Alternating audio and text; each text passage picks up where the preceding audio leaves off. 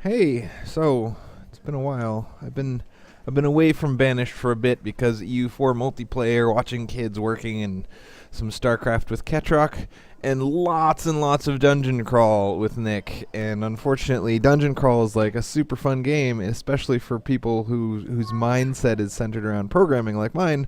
But it doesn't make for very good YouTube videos, so that just kind of means that, as far as you guys know, I've just been away doing nothing for a long time. Dungeon crawl, baby, play it. It's fun. Okay, and the most fun part about dungeon crawl, it's similar to World of Warcraft in this respect, is the math you can do around it, man. You do all sorts of math. It's fun for math. You make spreadsheets, write scripts, write programs. Be like, if I have a +2 dagger of slaying and then a +3 mace of fire, and I'm fighting against a fire-susceptible monster with high AC, because the mace swings slower, it will penetrate the armor better. But yeah, lots of fun. So I kind of don't remember where we left off. I remember building all of these buildings. Like, this is a third gatherer's hut, which I don't intend to use for quite a while. I think my first gatherer's hut ever is somewhere in here. Yeah, there it is. And that is providing a lot of income until not income, food. And then we made another gatherer's hut over here, and we plopped a bunch of houses around it. And we got ourselves a stockpile midway between the town and the gatherer's hut. Do you have to make that farting noise constantly while you play? Can you just not make a farting noise? That would work. You'd get the exact same amount of farting. Just less noise. Forester's Lodge. The thing about Forester's Lodge is, as long as you're willing to make new buildings really slowly, it doesn't matter how few workers you have going over there. So I want to always have one laborer doing his thing, one builder at least doing his thing, and as many guys gathering, hunting, and just gathering and hunting. I never really understood the market, because it gives you, sure, a central location to store all of your food and firewood so that your houses can all go to that location. So if you built like a market and then a bunch of houses in a circle around it, then everyone would have a very short distance to walk to replenish their house with food and firewood.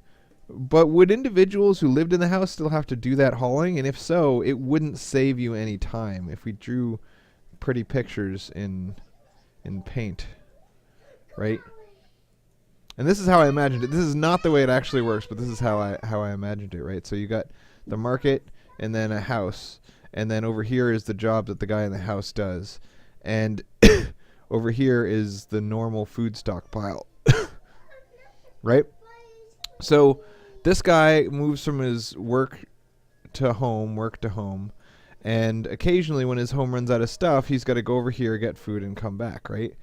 So if he goes to the market instead, it reduces the distance between the house and where the house is getting its material, but then the market still has to get the material from the stockpile. So total distance traveled is like this plus this plus this, instead of this plus this. And it seems like these two red lines, this one and this one, are about the same length as this green one, right? So it doesn't seem like the market makes any sense. So I posted that in the last video, and I got some responses in YouTube comments that said that you're right that it doesn't save travel distance, but what happens is art for charity someday. Auction your art. Oh yeah, I'm really good at art. What happens is that the guy in the market uses a wheelbarrow, so he can run a lot faster than the guy who is doing some random other job. So it doesn't reduce the distance, but it reduces the amount of time it takes to travel that distance because of wheelbarrows. So I wish I'd known that, man, because now markets totally make sense. Wheelbarrows, that's the explanation, wheelbarrows. And I relate everything in this game back to Dwarf Fortress, because this game is just kind of a copy of Dwarf Fortress, but not quite as complicated. And wheelbarrows is a concept I understand from Dwarf Fortress, and therefore I am not surprised. Alright, so when we left off... reserves of stone... I don't care. When we left off last time, we had just built this trading post, and we had planned to get enough resources on top of what it takes to survive so that we could actually buy something from the trading post. So that's still our kind of goal.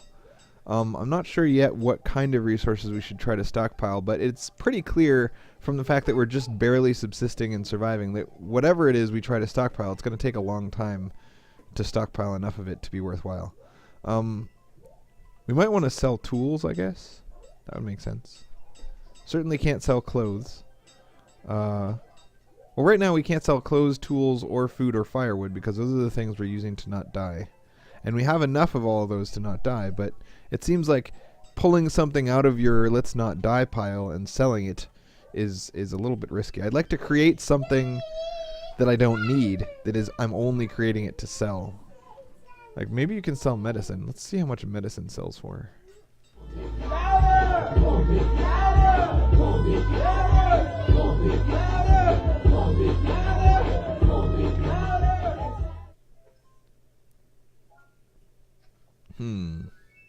Doesn't look like you can sell herbs. Oh, there they are, herbs. So there we go. How much do those sell for? Trade herbs. There we go. They sell for 4. Oh man, so we can just sell. That's a great idea. So we need 2,000 bucks. So we need 500 herbs. So let's just decrease everything except for herbs. Don't sell anything but herbs. 500 herbs would be 2,000 bucks, which would be enough to buy like a cow. And once we have a cow, we'll take over the cow world. We'll be living it up. Living it up with the cows. Cow life. Living the cow life. So I want to see if this gatherer is being insanely inefficient. I think that's this guy. Yes, he's a gatherer. So let's look at his path. This is his path. Alright. So his path is between work and home. He goes between work and home, really efficient. But as he's working, he has to run way over wherever he's running to store stuff. So he is currently working. He needs to store the food that he gathered in the nearest place where you can store food.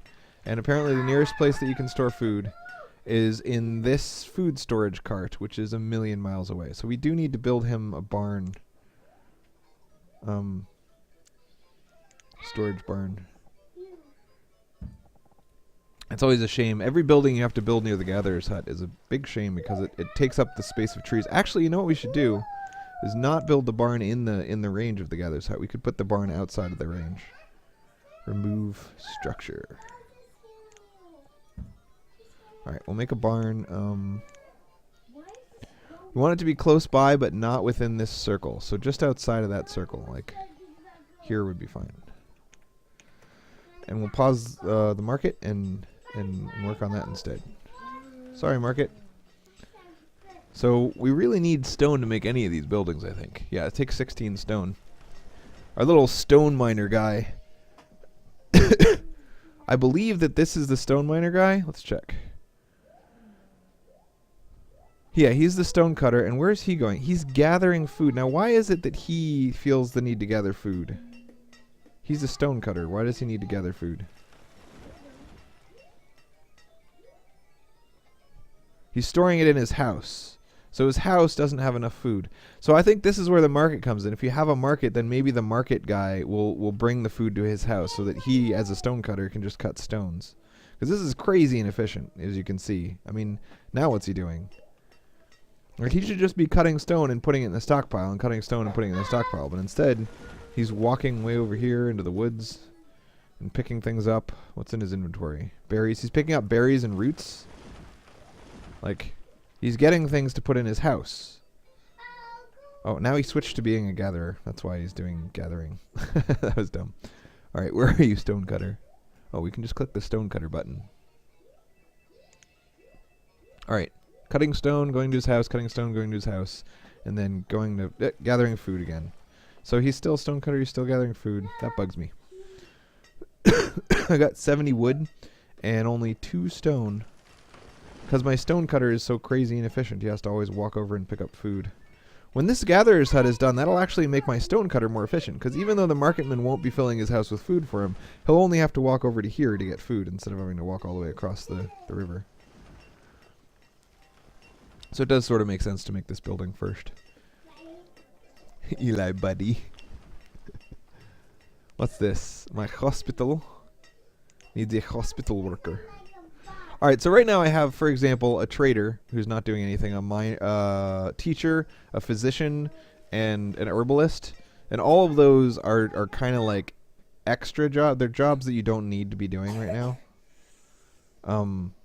So if I want to get this building built faster, I should probably just pull all those guys off of doing those silly tertiary jobs. But I've never had a hospital before. I kind of wanted to see if by having a guy in a hospital and having medicine for him to use, he would somehow like do things that weren't otherwise being done. Like the average health and happiness of my citizens is pretty high, and I don't know if that has to do with the fact that I'm needlessly funding a hospital worker. But anyway, not dying is far more important. So how's the teacher doing? I want to see. I'm tempted to take the teacher off teaching duty because it doesn't seem like he's needed right now. Schoolhouse. He's got 4 students, so maybe he is needed. So we'll leave the teacher. Herbalist is trying to get us enough stuff to be traded. We're up to 119 herbs, so he's working his way up to filling up the herb tent, the herb tent, and the trader. We'll take him off for a little while. All right. So now we have 3 laborers, and hopefully they're gonna go pick up stones. Yeah, they're gonna go pick up stones off in the middle of nowhere, and then they're gonna walk way over to get something to eat. Man, all my workers are so inefficient. My town is poorly built. We need to build this town better, do a better job. And our one builder is very slowly building the storage barn. When he's done with that, we'll have him build the market. High five. I love you, Eli. Does anyone know yet if natural resource exhaustion is a challenge you have to deal with, as in you've mined everything out, killed, or farmed everything on the map and then have to trade economics to regen resources over time? It would seem like your population could grow to a point where it consumes more than the map provides. So that's a really good question, and I would say that the game would get boring long before that happens. So far, from what I've read of other people playing and from what I've experienced of myself, the main challenge is to keep growing your population and growing your population. And I've seen plenty of people with 200 plus population. Oh my! I need more firewood. This house is out of firewood. So we got lots of wood. We got a guy constantly, theoretically, chopping wood. And he is working to chop wood. But we're not keeping up with the firewood demands. Probably, again, because he has to constantly go somewhere, pick up wood, and then come back. And fill his house with food on his own, because we don't have a market or anything. Anyway, what is going on here, man? Blacksmith. Where's my wood chopper? This is another thing. It's hard to find where the wood choppy thing is. Alright, going to pick up resources. Chop me some wood fast on my wood chopper, man. So he is going to the stone quarry. He's cold and he's going back to his house to get warm. He can't chop wood because there's not enough firewood to keep him warm. My city is about to die. That's not good. Alright, here's the woodcutter thing. You can only have one guy cutting wood here. He's got plenty of logs to cut, but he's busy trying to feed himself because he's got to run to his house and get food. I think this is another advantage of having people living in boarding houses, because then one guy who lives in the boarding house can get the food for the boarding house, whereas everyone else who lives there doesn't have to run around getting food. Hi, my name is Igdur. Gdur. I saw you on Ketrock's channel yesterday. You were, what is it called? Famous. I have famed you. I feel like I need to build another wood chopper and get some wood chopping up in here. Get me some wood chopping. Or somehow convince this guy to actually chop the wood necessary, because people will freeze to death soon. And we can always shut it off later if it turns out that we're being silly. But I don't want anyone to die, because I'm having enough of a population shortage as it is without killing everyone. Alright, again, this is eating up every bit of stone that we gather, so I'm going to shut it off. And I'm going to turn off all the builders until we have enough stone to actually build this. Alright, wood chopper. We might need to wood cutter. We might need more wood cutters and wood foresters. Or foresters. Get more wood with which to chopper. Oh, this little icon. It looks so pretty. It looks like, alright, this house is going through Christmas. Yay for Christmas. But it means people are going to die soon. It's not good. Yay for Christmas. Hey, we got some firewood. We're not going to die. Oh, they took the firewood. We're going to die. I really need this market. We got 4,000 food. How about if we stop getting so much darn food? We got 3 gatherers huts, so we should keep 3 gatherers on. We've got 1 hunter's hut, so we'll keep 1 hunter on. We've got the wood we need, so we'll get 1 guy off of wood thinging. And then we don't need iron. We do need stone. So we'll just make everyone go get us some stone. And then that should get the market built at a reasonable rate. I'm going to have to remember to put people back on food later on. So if I like paused it and went away right now and came back, then everyone would starve to death. But in the short term, we need the stone to get the market built and to get the extra wood chopper built and to chop some wood.